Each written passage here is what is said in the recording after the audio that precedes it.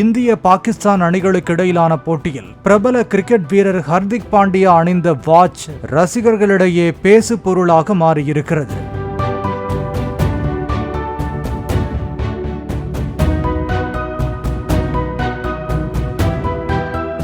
Richard மில்லே நிறுவனத்தின் RM27 வகையிலான இந்த வாட்சின் இந்திய மதிப்பு சுமார் 7 கோடி ரூபாய் என கூறப்படுகிறது.